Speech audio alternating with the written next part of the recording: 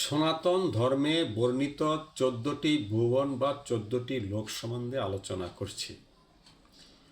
14টি লোকের মধ্যে প্রথম উদ্যলোকের কথা আমি বলছি। উদ্যলোক, আপার ওয়ার্ল্ড বা সত্যলোক, যাকে বলা হয় স্ট্রে লোকা বা বারহামা লোকা। অবস্থান সর্বোচ্চ লোক, শাসক হলেন ব্রহ্মা।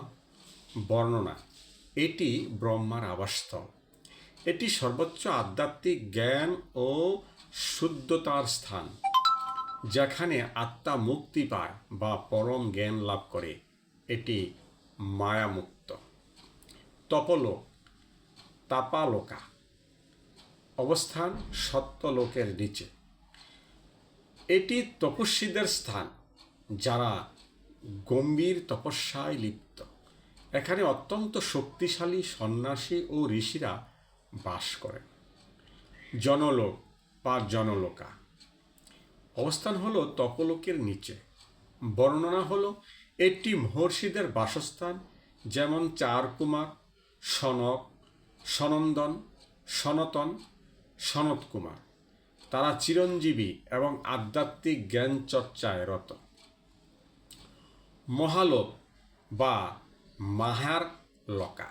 অবস্থান হলো জনলোকের নিচে।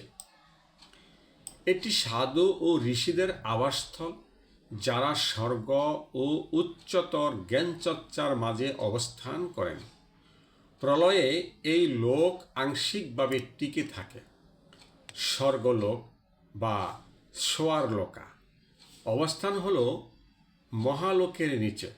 শাসক হলো ইন্দ্রদেব। এটি দেবতাদের আবাসস্থল, যেখানে ইন্দ্র ও অন্যান্য দেবতা থাকেন। সুখভোগ এবং পুণ্যফলের ফলভোগ এখানেই হয়। ভুবলোক অর্থাৎ ভুবার লোকা। অবস্থান হলো পৃথিবীর উপরের বায়ুমণ্ডল। এটি দেবতা, আধ্যাত্ম এবং সিদ্ধ ঋষিদের চলাচলের স্থান। এটি পৃথিবী ও স্বর্গের মধ্যে অবস্থিত বা স্বর্গের মধ্যবর্তী অঞ্চল। ভূলোক, ভূলোকা। ভূলোক হলো মধ্যভাগ। এটি আমাদের পৃথিবী, মানুষ, জীবজন্তু ইত্যাদি ইত্যাদির বাসস্থান। কর্মক্ষেত্র হিসাবে এটি সবচেয়ে গুরুত্বপূর্ণ, কারণ এখানে পাপ ও পুণ্য অর্জন করা হয়। অধোলোক অর্থাৎ ভূলোকের নিচের অংশের কথা আলোচনা করতে যাচ্ছি। অধোলোক বা অতল, অতলালোকা। অর্থাৎ শাসক হল বালি মহারাজ। এখানে জাদু ও মায়ার রাজত্ব। বাল নামক এক অসুর এই স্থানে নারীদের মোহিত করে বা কামনাবশত বানানো হয়। বিতল। অতলের পর আসলো বিতল, বাইটালোকা। অর্থাৎ শাসক হলেন হটক বীর্য। এটি শিবের এক রূপ ও ভৈরবদের আদিবাস। এখানে সোনার উৎপত্তি এবং রহস্যময় তান্ত্রিক শক্তি কাজ করে। সুতল। বিতলের নিচে হলো সুতল। রাজা হলেন বলি। বিষ্ণুর বামন অবতার রাজা বলিকে এই লোক উপহার দেন। এটি অত্যন্ত সমৃদ্ধ ও নিরাপদ লোক, যেখানে ভগবান বিষ্ণু নিজেই বলিকে রক্ষা করেন। সুতলের নিচে হলো তলাতল, তালাতাতল লোকা। অর্থাৎ এখানে শাসক হলেন মায়া, এক তান্ত্রিক অসুর।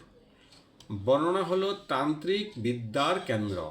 এখানে জাদুবিদ্যা ও মায়ার অনুশীলন হয়। এটি অসুরদের শক্তিশালী অঞ্চল। মহাতল। তলাতলের নিচে হলো মহাতল। এখানে শাসক হলেন নাগগণ। এখানে বিশাল বিশাল নাগ, সাপ জাতীয় দেবতা যেমন বাসুকী ও অন্যান্যরা বাস করেন। খুবই গাঢ় এবং অন্ধকার স্থান। মহাতলের নিচে হল রসাতল বা রাসাতল। এখানে শাসক হলেন দান বগন। অসুর ও দানবদের বাসস্থান। এখানে ঈশ্বরের বিরোধীরা থাকেন। তারা শক্তিতে প্রবল কিন্তু অহংকারী। রাসাতলের নিচে হলো পাতাললোক, পাতালালোকা। এখানে শাসক হলেন শেষনাগ। এটি সবচেয়ে নিচের লোক, কিন্তু আশ্চর্যভাবে সোনায় মোড়া ও জ্যোতির্ময়। এখানে শ্রী নাগরাজ শেষ বাস করেন, যিনি ভগবান বিষ্ণুকে ধারণ করেন।